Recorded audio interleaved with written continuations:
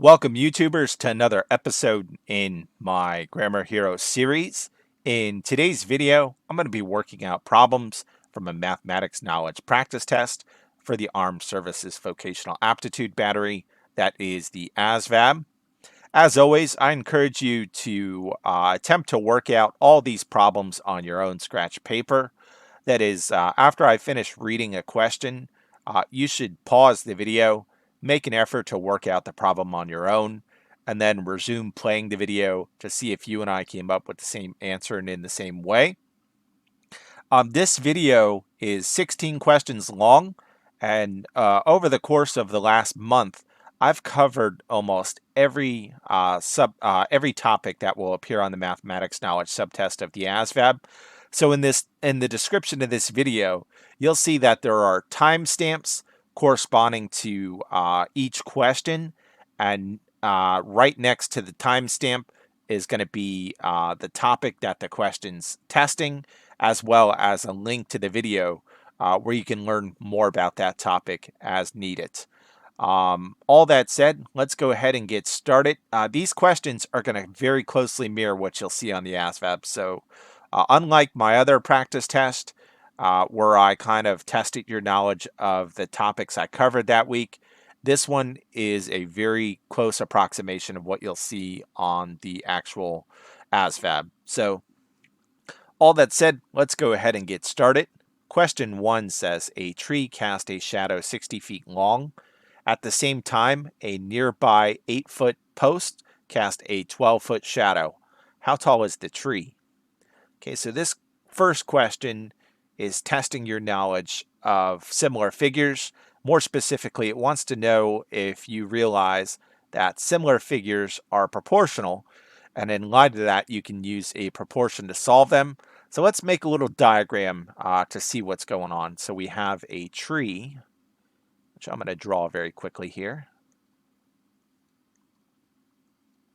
We have our tree here, and we're told, according to the problem, it cast a 60-foot long shadow. In addition, we were told that there's a nearby pole, which I'm just going to draw like this, and it cast a 12-foot shadow.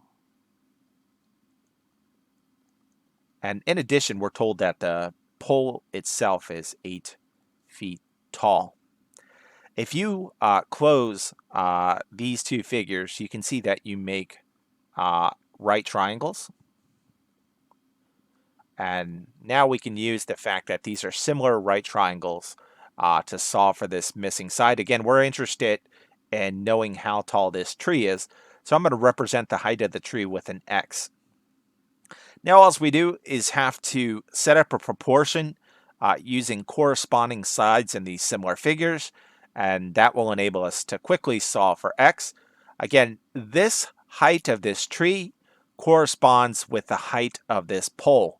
So in one side of my pair of proportions, I'm going to put X over 8. Again, that's the height of the tree over the height of the pole, which are corresponding sides in similar figures. And in this other half, I'm going to put the height, or the length of the shadow of the tree, which is 60 feet, over its corresponding side, which will be the length of the shadow of the pole, which is 12. In case it's not obvious, in the numerator, I kept everything that's regarding the tree, including its height and shadow. And in the denominator, I have everything that's in regard to the pole, notably its height as well as its shadow. You have to do that in order to set up these proportions correctly. So that said, we have our proportion set up that we can use to solve for X, which is the height of the tree. Before I solve for X, I'm going to make an effort to make this problem a little bit easier.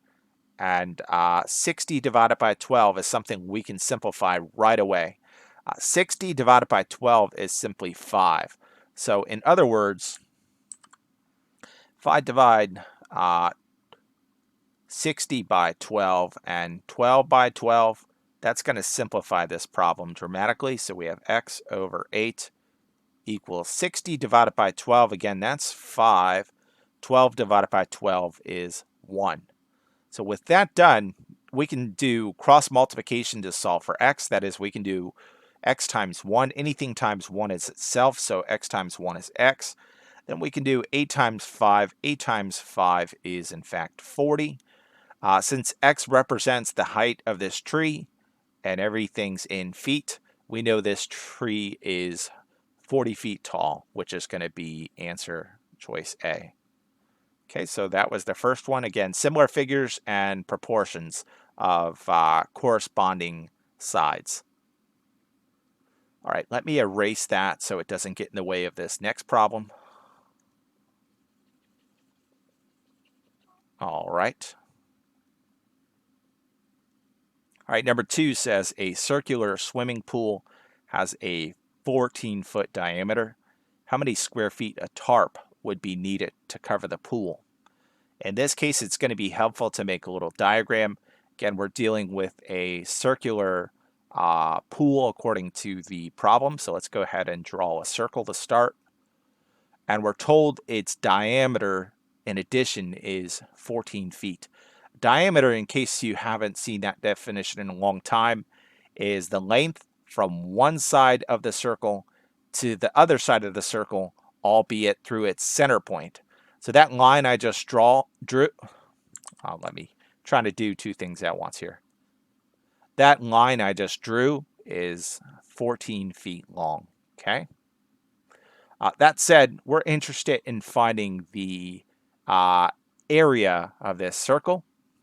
So we're going to have to know that formula. Again, on the ASVAB, you're not allowed to use a formula sheet or a calculator. So as you work on these problems, don't use any of those resources. In this case, we have to know the formula for area by heart, and that's simple enough. It's area equals pi r squared, where r refers to the radius of the circle. In this case, we were given the diameter. The radius is the distance from the center point to an edge of the circle. And as it turns out, the radius is always half the distance of its diameter. So half of 14 will be 7 feet. So we know the diameter of this circular swimming pool is 7 feet. And in light of that, we can go ahead and plug that in place of r in our formula here. So this is area equals pi. Instead of r, we're going to write 7 since we know what that is. And of course, that's squared. Let's go ahead and keep working this out. 7 squared is 49, so we know this is 49 pi. Now, on the ASVAB, your answer may be given as 49 pi, or they may require you to work this out. In light of that, you have to know that for the ASVAB, you're going to have to let pi be 3.14. Which is going to turn this into this. Area equals 49 times 3.14. And now we got to work this out to find the area. That is, we're doing multiplication with a whole number, notably 49, and a decimal, notably 3.14. So let's go ahead and set that up. This is going to be pretty tedious, as you can imagine, but you got to get good at doing these for the ASVAB. Again, this is 3.14 times 49. In order to multiply decimals in whole numbers, you have to rewrite the decimal such that it becomes a whole number as well. In this case, I'm going to shift its decimal place 2 times to the right, which is going to make 3.14 49. So in reality, I'm working out this problem, 314 times 49. And once I work that out, I'm going to shift those 2 decimals that I shifted to the right back to the left. Okay, so that's the trick to doing multiplication with decimals. So let's work this out. 4 times 9 is 36, carrier 3. 9 times 1 is 9, 10, 11, 12, carrier 1. 3 times 9 is 27, plus 1 is 28. Before we start multiplication with this 4, we have to drop in a 0 placeholder, which I just did for you. 4 times 4 is 16. You have to carry a 1. 1 times 4 is 4, plus 1 is 5. 4 times 3 is 12. Okay, so let's go ahead and add these now.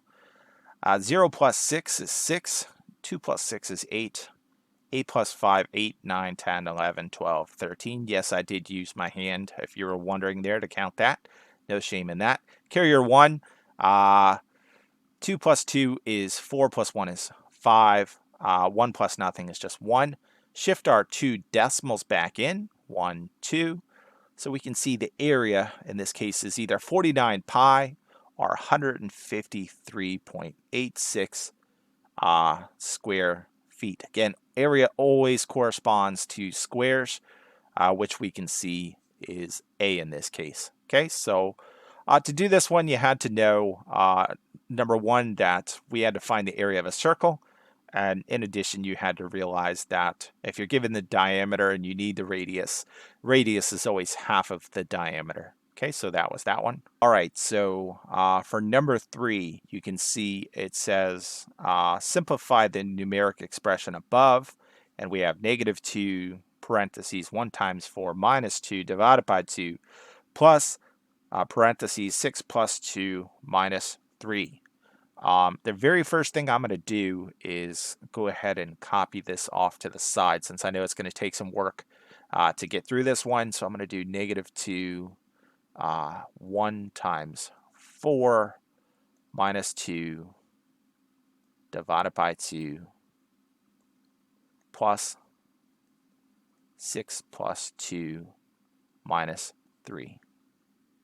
All right, now that I've done that, it should be obvious that all these things are scrambled up. So this problem is testing your knowledge of the order of operations. More often than not, people remember the order of operations using the mnemonic device PEMDAS, or please excuse my dear Aunt Sally. PEMDAS tells you the order in which you work out these problems. That is, you do what's in parentheses first, or if there are any parentheses. Then you do exponents next, if there are any. Then you do multiplication and division as they appear from left to right. That is to say, multiplication and division have equal precedence. So you have to do them as they appear from left to right. And then finally, you do addition and subtraction as they appear from left to right. Again, addition and subtraction have equal precedence, so you have to do them as they appear from left to right. All right, so if we scan our expression here, we can see that we do in fact have 2 sets of parentheses, and there are things we can work out inside of them. So we're going to be working on parentheses first. And I'm not going to skip any steps as I do this in light of the fact I don't know who's watching this video. So I'm going to take things step by step by step. So I'm just going to copy down this -2. We're not working on anything outside the parentheses just yet. And in this very first pair of parentheses, which I'm going to focus on first, you can see that we have 1 times 4 minus 2 divided by 2. According to the order of operations, we're going to do multiplication first, multiplication and division before subtraction. And again, we're going to do multiplication and division as they appear from left to right. So the very first thing I'm going to do in this parentheses is work out this 1 times 4, which is just 4. Again, anything times 1 is itself. So this becomes -2 divided by 2 plus 6 plus 2 minus 3. Okay, so I'm still working in this first set of parentheses. As we can see, we have subtraction and division left. And of course, division comes before addition and subtraction. So we're going to work on this division next. This is going to be -2, 4. Again, we're not doing that subtraction yet. -2 divided by 2 is -1. So this is plus 6 plus 2 minus 3. All right. So now that I've done that, let's work on some other parentheses here. And this one is just 4 minus 1. So if we do that real quickly, that's going to be just 3. Okay. Now let's focus on this next set of parentheses. As you can see, we have addition as well as subtraction. Given that those have equal precedence, we have to do them as they appear from left to right. So now that I'm working in the second set of parentheses, I have to do addition first. So that's going to be 6 plus 2 which is going to be 8. Of course, that's minus 3. Now let's go ahead and finish what's in this next set of parentheses. So we have negative 2 times 3 plus 8 minus 3 is simply going to be 5. Okay. All right, so now we've simplified this expression dramatically. Now we just have multiplication and addition left. Of course, multiplication comes before addition. So negative 2 times 3 is negative 6 plus 5. The only thing we have left is addition. Negative 6 plus 5 is negative 1. So this equation simplified is simply negative 1. Okay, took a lot of work. Many of you could have skipped some of these steps. I could have probably done this one in my head, but on the ASVAB, you want to take your time. Again, you can make a lot of errors doing these in many places. For example, if you simply copy this down wrong on your own scratch paper, it's easy to make a mistake and get it wrong. So just take your time. No rush on the ASVAB. Slow is fast. All right, so number 4 says, find the equation of the line that passes through the point negative 2, 5 and has a slope of negative 4. So in this case, we're being told to write the equation of a line. And there's a few things we have to understand before we get started. There are 2 ways to write equations of lines. You can write them in slope-intercept form, which is y equals mx plus b, where m refers to the slope, or you can write them using the point-slope equation, which is y minus y1 equals m times x minus x1, where m again refers to the slope, and y1, x1 refer to points in an ordered pair. In this case, I think it's going to be much easier to use the point-slope equation to write the equation of this line, and I'll show you why in just a second. So again, as I mentioned, m is always going to be your slope. And in this case, we're told our slope is negative 4. So we know our m in this case is negative 4. And we're given this ordered pair of negative 2, 5. Ordered pairs always have x first and y second. So I can let this be my x1 and my y1. Now to solve this one, or to write the equation of this line, all I have to do is plug these things into the point-slope equation, and that will be solved, and solve for y basically. So let's go ahead and do that. Again, the point-slope equation is y minus y1 equals m times x minus x1. And we know what everything is, so this is going to be very quick and easy. Y minus y1 we identified as 5, so this is y minus 5. M is negative 4, so this is negative 4 there, times x minus x1 is negative 2, so this is minus negative 2. Okay, let's simplify what's in parentheses first. This is y minus 5 equals negative 4. X minus minus always becomes positive. So this is x plus 2. All right, now let's take this 4 and distribute it to x as well as 2 accordingly. So this is y minus 5 equals negative 4 times x is negative 4x. Negative 4 times 2 is negative 8. Okay. Now we just want to get y by itself like that. In order to do so, all we have to do is move this 5 to this other side of this equal sign via addition. Negative 5 plus 5 is 0. This leaves us with y equals negative 4x. Negative 8 plus 5 is negative 3. So in this case, we can see the equation of our line is y equals negative 4x minus 3, which is, of course, a. Okay, so I do have a video, I think it's about an hour long, in which I discuss how to write the equation of lines. Again, there's a lot of variations you can see of that question, and in that video, I cover all of them. So if you struggled with what I just did there, go ahead and take a look at that video. Again, the link is in the description of this video. So, all right, let's move on to number 5. Number 5 says, find the area of the above triangle. The units are in centimeters. Okay, so on the ASVAB, you'll find that they like to combine multiple concepts into one question. Again, they have a limited number of questions they can ask you.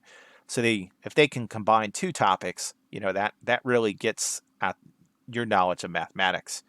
In this case, before we can find the area, and again, area is something you have to know. It's 1/2 base times height for triangles.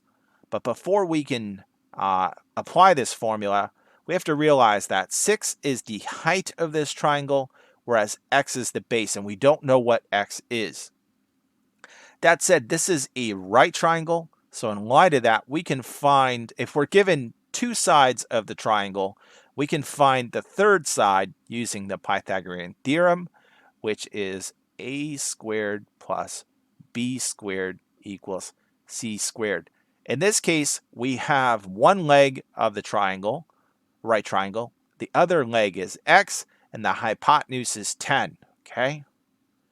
In this Pythagorean theorem, a is one leg, b is the other leg, and c refers to the hypotenuse. The hypotenuse is easy to identify because it's always directly across from the right angle. So in this case, we know our hypotenuse is 10. So all we have to do is plug these things into the Pythagorean theorem, and we'll be able to solve for x pretty easily. So I'm going to let 6 be a, which means x can be b.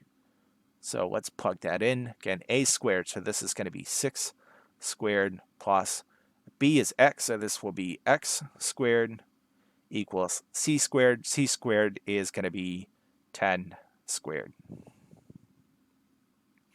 All right, let's go ahead and solve this. 6 squared is 36 plus x squared equals 10 squared, which is 100. Subtract 36 from both sides because, again, our goal is to get x by itself.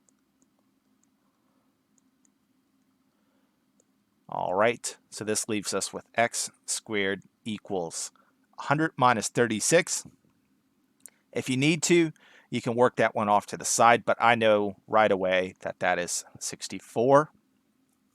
Now to get just x by itself, I have to take the square root of both sides. In doing so, that's going to cross this out, leaving me with x equals a square root of 64, which is 8. Okay? So again, let me just do a quick sketch of this triangle. We know x is now 8, and we know this is 6. Again, 8 is the base of this right triangle, whereas 6 is the height. So now we can go ahead and plug those values into the formula to find the area of a triangle, which is 1/2 base times height. So let's go ahead and do that. Area equals 1/2. 6, or 8 is our base, and height is 6. So this is area equals 1/2 times 8 times 6, of course, is going to be 48. Again, it's important to know your times tables. So this becomes area equals 1/2 of 48, which is the same as 48 over 2. That's easy enough to do mentally. 4 divided by 2 is 2. 8 divided by 2 is 4. So we know the area of this right triangle is 24 centimeters squared. Again, squared always goes with area. So we know the answer to this one is A. Okay? Again, as I said, ASVAB likes to make use of your knowledge of multiple things in one question, and in this case we had to know the Pythagorean theorem to find x. Then we had to know the area formula to find the area. So that was that one. Pretty good question. Number 6 says solve for x. We have x squared minus 9x plus 18. Okay, so let's start by writing this one off to the side. This is x squared minus 9x plus 18. We should recognize that this is a quadratic trinomial. In light of that, we're going to solve for x by factoring it. And since the value in front of x is just 1, we know its solution is going to look like this, x times x. That said, we're now looking for two factors that multiply to 18 and then add to -9. Okay, so we're looking again for two factors that multiply to 18 and then add to -9. Most obviously, this one's going to be -3 or -6 and -3. -6 times -3 is +18. -6 plus -3 is -9. So those are going to be our two factors that we're going to use for this one. Again, it's going to be -6 and -3. All right, again, we're solving for x, not factoring this one. So now that we found what the factors are, we're going to break these apart and set them each equal to 0. So this x minus 6 equals 0, and likewise x minus 3 equals 0. Now we're just solving for x. To solve for x, in this case, we'll add 6 to both sides. This crosses out, leaving us with x equals 0 plus 6, which is just 6. And to solve this one, we're going to likewise add 3 to both sides. This crosses out, leaving us with x equals 0 plus 3, or just 3. Therefore, we know there are two solutions to this one, notably 3 and 6, which is D. Okay? You do have to know how to factor in order to be successful on the mathematics knowledge subtest. And I think I have 3 videos on factoring. So take a look at those if you need some help. All right, for number 7, you can see we have a similar problem. It says solve for x, and we're given 2x minus 6 equals x plus 5. So let's start by writing that out. That's 2x minus 6 equals x plus 5. Unlike the previous problem, we can see that everything is raised to the first power. So we know this is a linear equation. And in light of that, we're just going to rearrange our variables such that we have all the x's to one side and all the whole numbers to the other side. And then ultimately, we want our answer to look like this, x equal to something, okay? So to start, I'm going to add 6 to both sides, and I'm not going to skip any steps as I do this. This leaves us with 2x. -6 plus 6 is 0. Equals x. 5 plus 6 is 11. So this is x plus 11 on this side. Again, we want to get all the x's to one side of the equation and all the whole numbers to the other side. So as our next step, we're going to subtract x from both sides. This is going to cross out, given that x minus x is nothing. So this leaves us with 11 on this side. 2x minus x is just x. And we can see that x in this case is 11, so we know the answer is B. Pretty easy one. And you will see stuff like that on the ASVAB. All right, question 8 says, you and a friend go to Tacos Galore for lunch. You order 3 soft tacos and 3 burritos, and your total bill is $15. Your friend's bill is $11 for 4 soft tacos and 1 burritos. Should be burrito, not plural. How much do soft tacos cost? How much do burritos cost? All right, so whenever you have a question in which you're asked to solve for 2 different things at once, you should automatically know you're going to need a system of equations to solve these types of problems. And which means you're going to have to take this word problem and convert it into linear equations that you can then apply a system to solve. The easiest thing to do is label your 2 variables. In this case, we can see that we have soft tacos and burritos. So I don't know why I'm saying it like that. But in this case, I'm going to call soft tacos X and burritos Y. Okay? Now it's going to be fairly simple to write our system of equations. Again, you order 3 soft tacos. So that's going to be 3x, and 3 burritos, so that's plus 3y, and your total bill was $15. Okay, so I just wrote the first equation in this system of equations. Now let's look at your friend's bill. They had 4 soft tacos. Again, soft tacos are x, so that's 4x, and 1 burrito, so that's going to be 3, or just y. Sorry about that.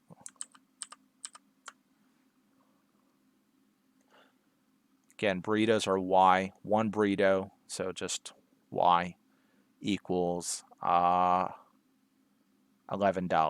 Okay? So now that we have our system of equations here, we need to remember how to solve system of equations. And the goal is to eliminate one of these variables so that we can solve for the other one. In this case, it should be pretty clear that if I multiply this second equation by a factor of -3 and add it to this first equation, the y variable will drop out, just leaving me with x, and I can solve for x in that case. Again, that's known as solving a system of equations via elimination. So let's go ahead and do that. Again, we're not changing the first equation, so we'll leave that the same. That said, as I mentioned, we're multiplying everything in this second equation by -3.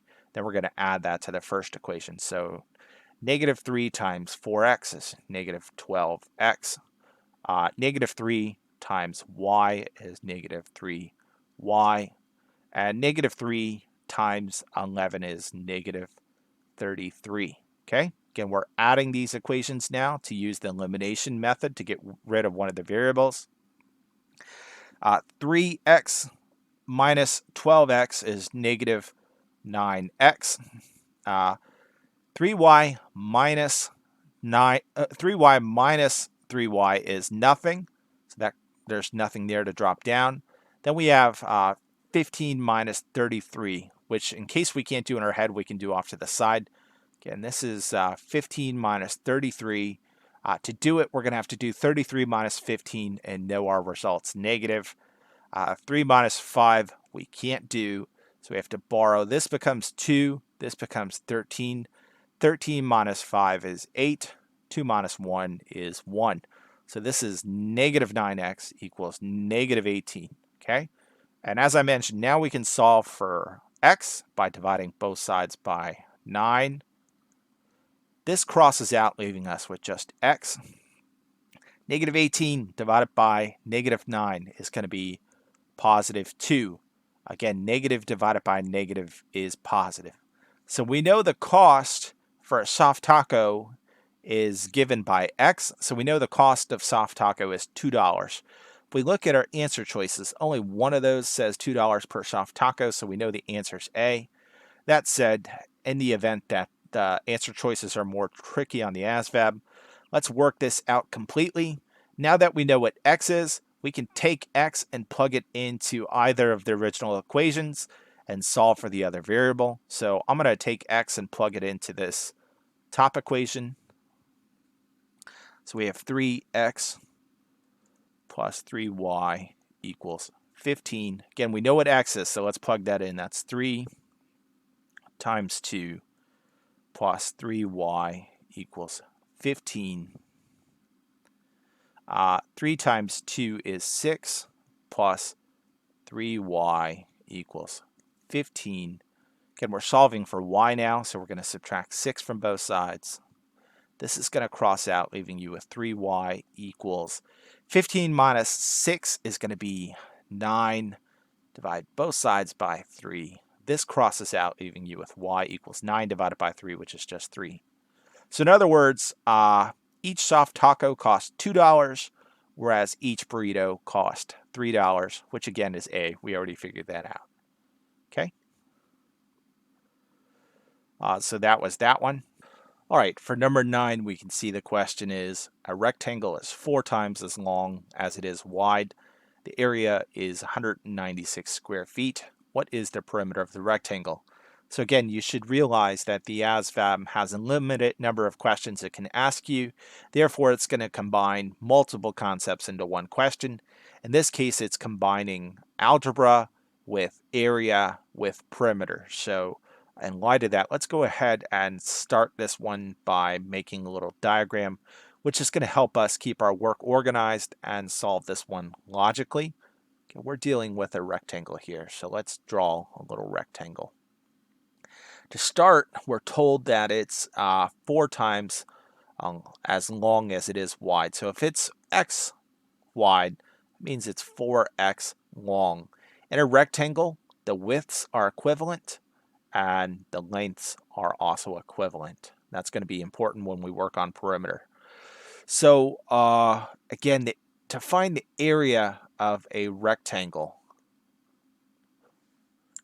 you should know that it's length times width. In this case, we know what length and width are. They're x and 4x. So let's plug those in place of length and width. Again, length is 4x, so let's plug that in for L, and width, as we can see, is x. In addition, we know what the area is. Again, area equals 196. So we know what A is. So let's plug that in place of A. This is 196 equals 4x times x. 4x times x is 4x squared, okay? By solving for x, we'll be able to know what the length and width of this perimeter is, and then we'll be able to use that information to find its perimeter. So the next thing I'm going to do is divide both sides by 4. This is going to cross out, leaving us with x squared over here. Now this can be read as 196 over 4 or 196 divided by 4. We're going to have to do long division to reduce this. Again, 196 divided by 4. 4 goes into 1, it doesn't, it's too small. 4 goes into 19 4 times without going over, insofar as 4 times 4 is 16. 19 minus 16 is 3. Drop down this 6. 4 goes into 36 9 times without going over. 4 times 9 is 36, so we can see there's no remainder. In other words, 196 divided by 4 is 49. Now to get x by itself, we're going to take the square root of both sides. This is going to cross out, leaving you with just x. Square root of 49 is 7. So we can see in this case x is 7. All right, so let's draw that rectangle again, now that we know what some values are. Again, x referred to the width, so we know the width of this rectangle is 7 and 7 respectively. Similarly, we know the length of this rectangle is 4x, so 7 times 4 is 28 and 28. All right, now to find the perimeter of any quadrilateral, which a rectangle is, all you do is add up all of its sides. So if you start with this 7, all you do is go around and add up all the sides to get back to that 7. So again, the perimeter is adding up all the sides, so that's going to be 7 plus 28 plus 7 plus 28. All right, so let's go ahead and do this addition. 7 plus 7 is 14. And then, in case you can't do this one in your head, 28 and 28 you can work off to the side. 8 plus 8 is 16, carry your 1. 2 plus 2 is 4, plus 1 is 5. So this is 14 plus 56. Again, if you can't do that in your head, you can work it off to the side. 56 and 14, 0 plus, or 6 plus 4 is 0, or 10. Drop a 0, carry a 1. 5 plus 1 is 6, plus 1 is 7. So we can see the perimeter of this rectangle is 70 feet. And again, we had to use some algebra here, the formula to find the area of the rectangle, and then our knowledge of how to find perimeter of quadrilaterals to solve this one. Again, it combined a lot of different things in one problem. All right, number 10 says, what are the values of the two angles shown in the figure above? Right away, we should recognize that this is a so-called straight angle or straight line. Therefore, we should know that angle 1 plus angle 2 are going to add up to 180 degrees. Again, there are 180 degrees in a straight line or straight angle. So therefore, we can label 3x angle 1 and 12x minus 30 angle 2, which will enable us to plug them in right here. So angle 1 is 3x, angle 2 I just labeled as 12x minus 30. Of course, these all equal 180. Now it's just a matter of solving for x, which will enable us to figure out what the actual measurements of these respective angles are. Let's combine like terms, notably 3x and 12x. 12x, 13x, 14x, 15x minus 30 equals 180. Okay, we want to solve for x, so the next thing I'm going to do is add 30 to both sides. This gets rid of 30 here, given that negative 30 plus 30 is 0, so we're left with 15x equals 180 plus 30 is going to be 210. Okay, now again we're solving for x, so we want to get x by itself, so we're going to divide both sides by 15. This crosses out, leaving you with x equals 210 divided by 15. And again, we can treat this fraction as a long division, notably as 210 divided by 15. Before I do that, however, I'm going to reduce this fraction a little bit further. I'm going to do 210 divided by 5, as well as 15 divided by 5, which is going to make the long division a little bit easier. 15 divided by 5 is 3, of course. Whereas 210 divided by 5, I take that back. I'm going to divide both of these by 3. So let's do that again. 15 divided by 3 is 5. 210 divided by 3, 3 goes into 21 7 times, and then just drop your 0. So instead of doing 210 divided by 15, I'm now going to do 70 divided by 5, which is a little bit easier in my opinion. So 70 divided by 5 is this. 5 goes into 7 one time without going over.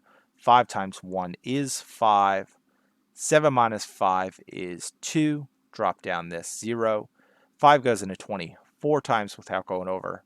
5 times 4 is 20, so we can see there's no remainder. Therefore, we should see x is 14. Okay? So we solve for x. But that said, we're going to have to use x to finally figure out what the measures of these angles are. Again, in case it's not clear, angle 1 is 3x, whereas angle 2 is 12x minus 30. So let's go ahead and write those off to the side. This is angle 1 equals 3x. Again, we know what x is, so let's go ahead and plug that in right now. 3x is the same as 3 times, again, x is 14, so we can plug in 14 in place of x.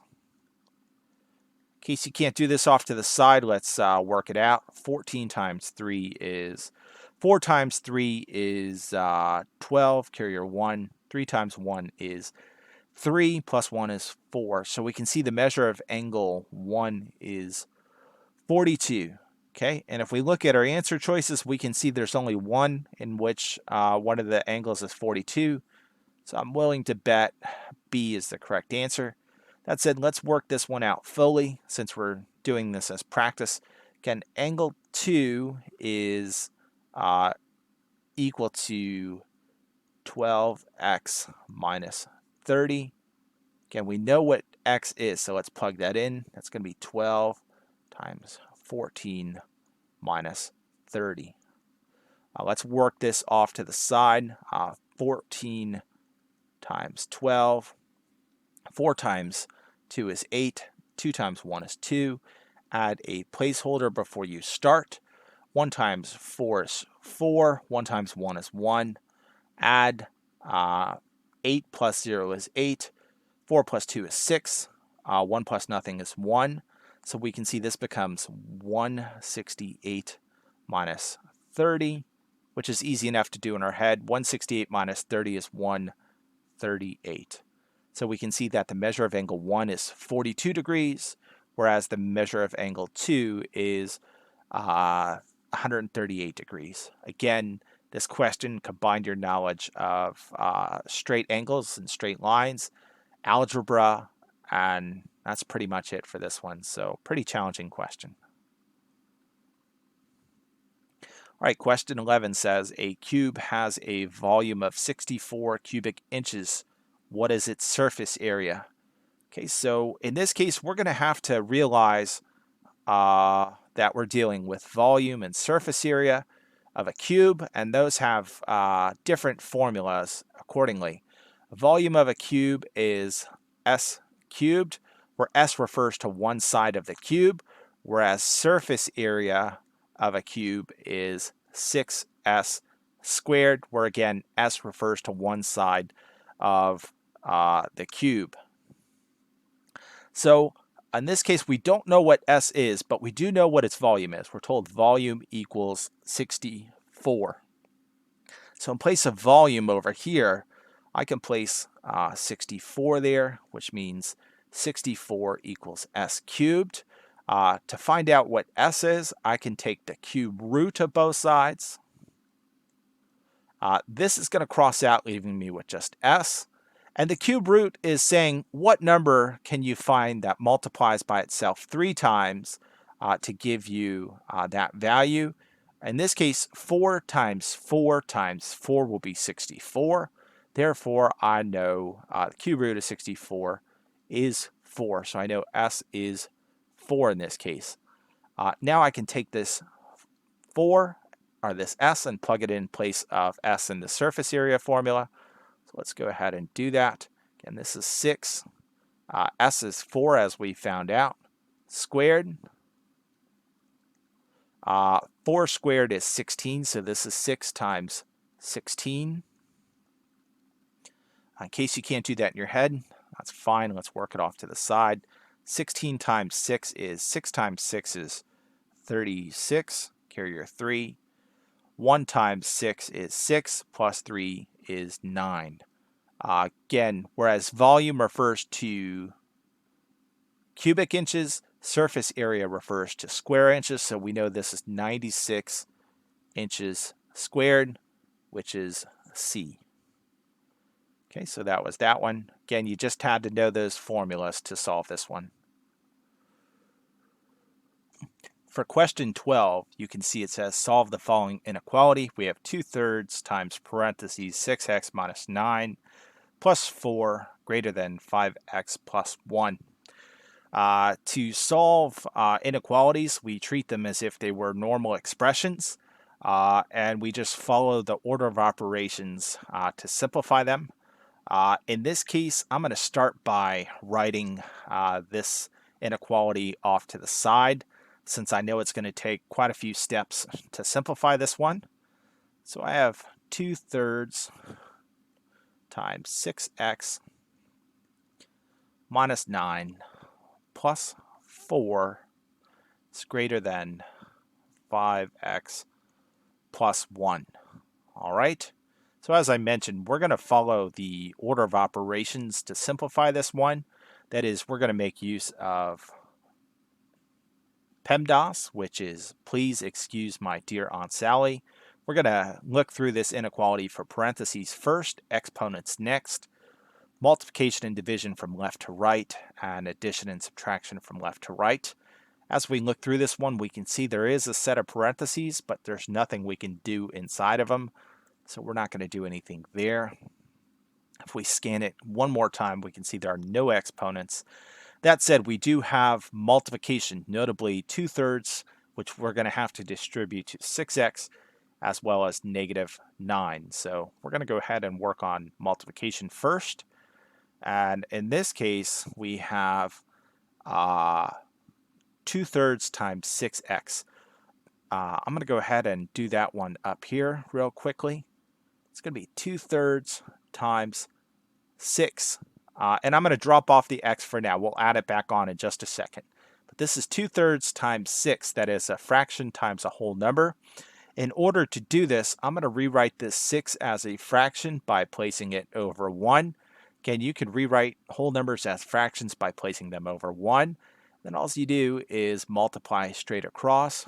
That is, this becomes 2 times 6, 3 times 1. 2 times 6, of course, is 12. 3 times 1 is 3.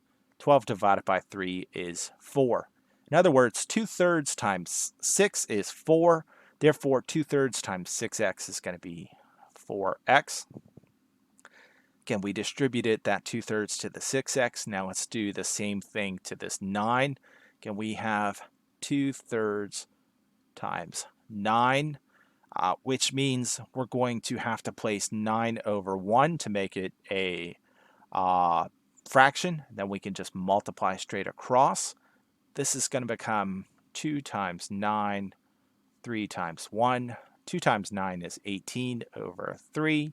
18 divided by 3 is 6. So 2/3 times -9 is -6. Again, this is plus 4 greater than 5x plus 1. All right, so we've taken care of multiplication. As we can see, the only thing left is addition and subtraction. And that's not that big of a deal since they're on either side of the equations. So we're no longer going to need the order of operations to guide our work. Right away, I'm going to simplify this by doing -6x plus 4. So this becomes 4x. -6 plus 4 is -2. Again, that's greater than 5x plus 1. Now it should be obvious that our goal is to rearrange these variables and whole numbers such that we have x's to one side of this inequality and whole numbers to the other side of the inequality. In this case, I think it's going to be easier to keep x positive. So I'm going to divide or subtract 4x from both sides. This is going to cross out, leaving me with -2 here. This is going to become 5x minus 4x, or just x, plus 1. Now I want to get this whole number over with the other whole number, so I'm going to subtract 1 from both sides. This is going to cross out, leaving me with just x over here. -2 minus 1 is -3. So we can see that this is x is less than -3. If we take a look at our answer choice, we can see they placed x first. So we're going to have to rewrite this one as x less than -3, which is answer choice C. Okay, so that was that one.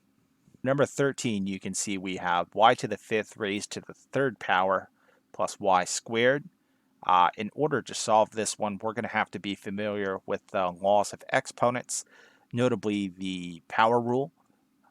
So let's go ahead and write this one off to the side, and then we'll solve it accordingly.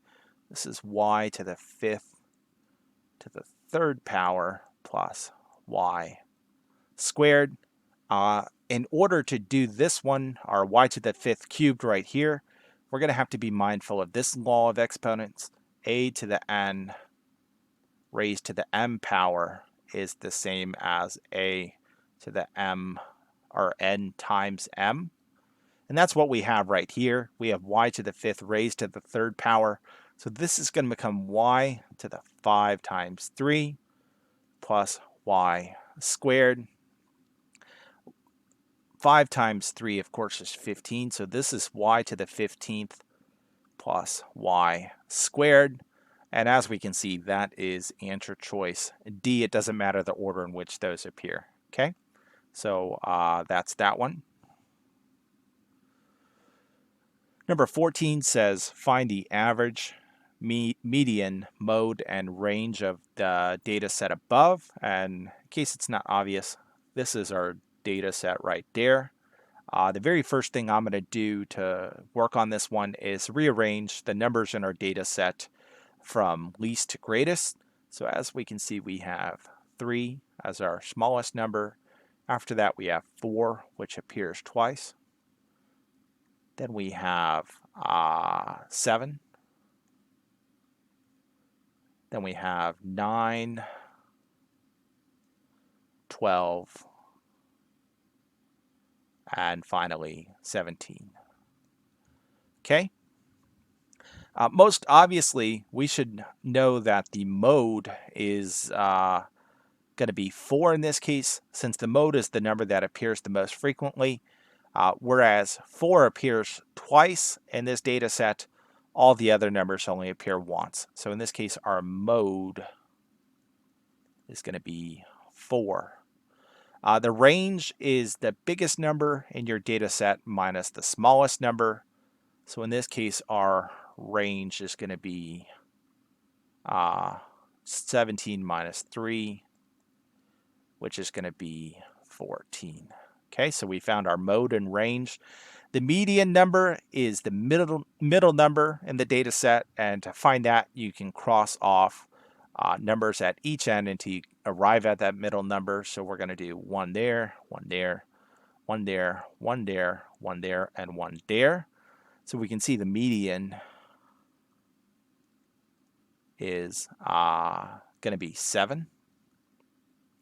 And let's take a look at our answer choices to see if we can solve this one without finding the mean. Again, this one is average, median, mode, and range. So let's start writing R's to match that. Again, we don't know what the mean is. We didn't solve that yet, so we'll leave that blank. The median is 7. The mode is 4. And the range is finally 14. So do we have an answer choice that just contains these three? 14, 4, 7. Okay, that looks like it has those three, 14, 4, and 7. This is 14, 4, and 4, so we know this one's not correct. This is 14, 4, and 7. So it looks as if we're going to have to find what this mean is, because it can either be 8 or 6. And this one is 14, 4, and 7. So again, our answer choice is going to be A, C, or D, which means we're going to have to find the mean or average of the data set. In order to find the mean or average of a data set, what you do is you take the sum of all the data points and you divide it by how many numbers there are in the data set. So that looks like this. 3 plus 4 plus 4 plus 7 plus 9 plus 12 plus 17. Again, that's the sum of all the data points divided by how many numbers there are in the data set. There's 1, 2, 3, 4, 5, 6, 7 numbers. So this is going to be that. And this will give us our mean, our average. And I don't know why my pen's acting up suddenly. Sometimes I have to change the tip out of it for it to write correctly. This is our mean. All right, so it's just going to be some arithmetic here to find the mean. Let's go ahead and get started on that. Again, it's all going to be over 7. So let's start adding this up. I know 4 plus 4 is 8. 7 plus 3 is 10. 9 plus 12 is 21. And then we just have 17 hanging out here. So let's go ahead and add those vertically so as not to make any mistakes. Can we have 10? My pen is really acting up now. 10, 8, 21, and finally 17. Let's add those up. This is going to be 8 plus 8, which is 16. Carry a 1. This is going to be 2 plus 1, which is 3, plus 1 is 4, plus 1 is 5. So we can see that this is 56 over 7. 56 over 7 is going to be 8. So we know our mean in this case is 8. Therefore, the answer choice to this one is going to be A. Okay, which mirrors what we have right here. All right, so for number 15, it says you are starting your own small business in Albuquerque. You borrow $10,000 from the bank at a 9% rate for 5 years. Find the amount of simple interest you'll pay on this loan. Okay, so again, we're being asked to find the simple interest amount on this loan. So we're going to have to know that formula. It's I equals P times R times T, where P stands for principal, or the amount you borrow. R stands for the rate of interest, and T stands for time in years. We do have all those elements in this word problem. We can see we borrowed $10,000, so that's going to be our principal. We know our interest rate is 9%, so that's going to be our R. And we know the length of this loan is 5 years, so that's going to be our time. So let's plug things in accordingly to solve for interest, or the amount of interest we're going to owe. Principal, as I mentioned, is $10,000, so let's plug that in place of P. R is 9%. You cannot write 9 in for R. Again, that's 9%, so that's 0.09 as a decimal. And then term is in years, so we can simply write 5 there. And I think my pen's starting to act up because this is a pretty long video. So we'll deal with it for these final 2 problems. Let's work this out now. We have 10,000 times 0.09 times 5. To simplify this, I'm going to do 5 times 10,000. We should be able to do that mentally. 5 times 10,000 is 50,000. And of course, we're left with 0.09. Again, it is really acting up. All right, so as our final step, we got to do 50,000 times 0.09, which I'm going to do off to the side here. And this is 50,000 times 0.09. And as we can see, we're doing multiplication with a whole number, notably 50,000 times a decimal, notably 0.09.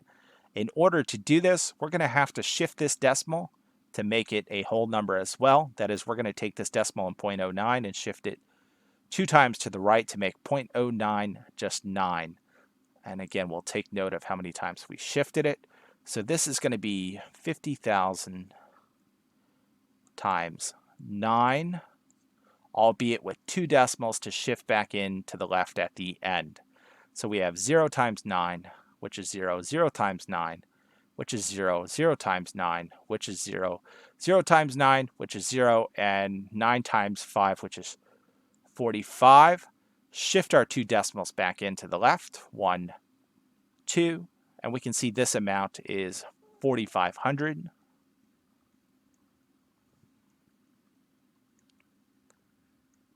In other words, if you borrow $10,000 at a rate of 9% for 5 years, the amount of interest you'll have to pay back during that time or after that time's over is $4,500. Again, just simple interest formula, plug things in and go. All right, so for this final problem, and let me erase this so we can read that pretty clearly.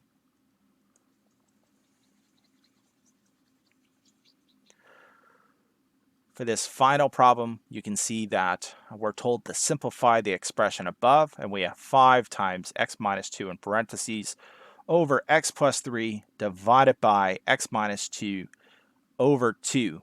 I'm going to write this one off to the side before we think about how we're going to solve it.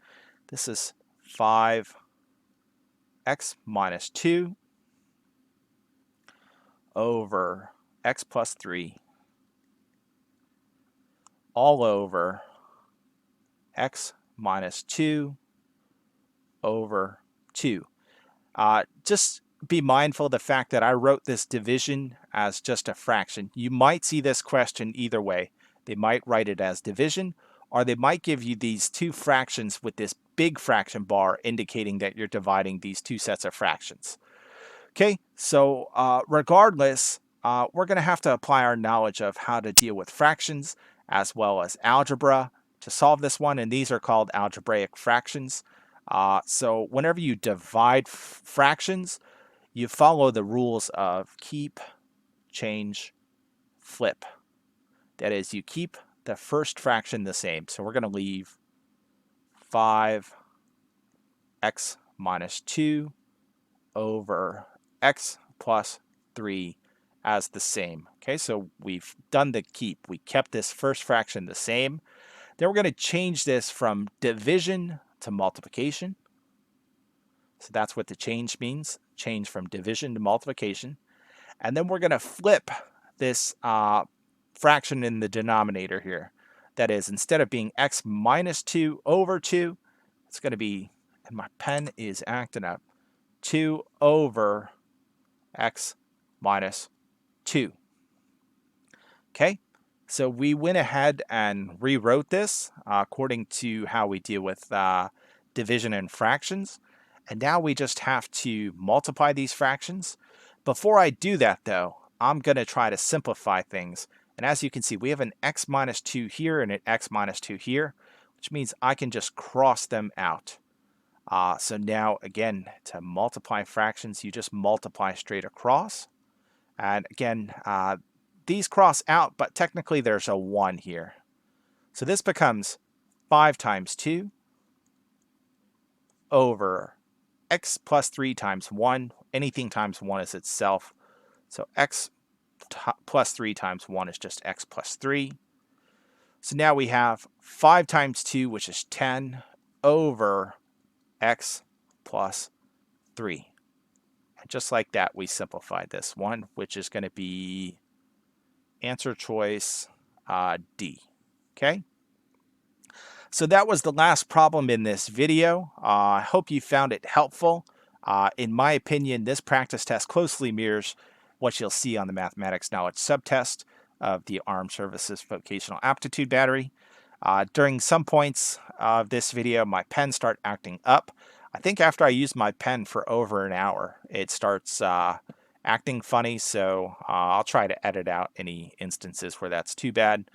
If you like the content I'm creating, please consider subscribing to my channel. As it stands, I'm in the process of starting to cover all the topics that are going to appear in the arithmetic reasoning subtest of the ASVAB. So if you subscribe now, you'll see me posting videos in regard to that. More often than not, I post 1 to 3 videos a day, excluding on Saturdays. So all that said, you're more than welcome to leave feedback in the comment section below. But on that note, I'm going to go ahead and cut you loose. Konnichiwa.